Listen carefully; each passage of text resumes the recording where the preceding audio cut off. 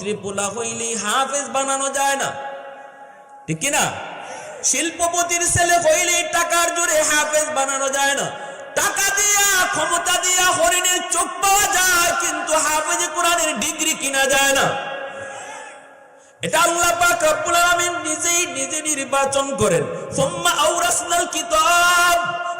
আওরাসনাল কিতাব আল্লাযীনা ইসতাফাইনা মিন ইবাদিনা। আল্লাহ পাক রব্বুল আলামিন কয়, কোরআনের নূর কোন সিনার ভিতরে আমি দিব, কোরআনের নূর কার সন্তানের সিনায় দিব, এটা আমি আল্লাহর একান্তই নির্বাচন। আমি নির্বাচন করি, আমি সেটা পছন্দ করি।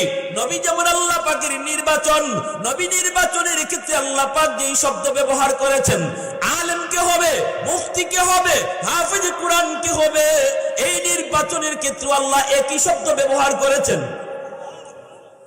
আমলের মাধ্যমে আব্দুল কাদের জিলানী হওয়া যায়, আমলের মাধ্যমে মঈনুদ্দিন চিশতি হওয়া যায়। নবীর দরজা আল্লাহ বন্ধ করে দিয়েছে, ওলির দরজা আল্লাহ বন্ধ করে নাই। আমলের মাধ্যমে নবী হওয়া যায় না, আব্দুল কাদের জিলানী হওয়া যায়। নবীর আমলের মাধ্যমে নবী হওয়া যায় না, মঈনুদ্দিন চিশতি হওয়া যায়। ঠিক তেমনি ভাবে আল্লাহ পাক রব্বুল আলামিন কয়, কার সিনার ভিতরে আমি কোরআন ঢুকাবো, এটাও শুধু আমি আল্লাহ জানি। আমার হাজারো হাজারো বান্দার ভিতর থেকে যেই সিনাটাকে আমি আল্লাহ চুজ করি, আমি যখন দেখি তার বাবার চোখের পানি,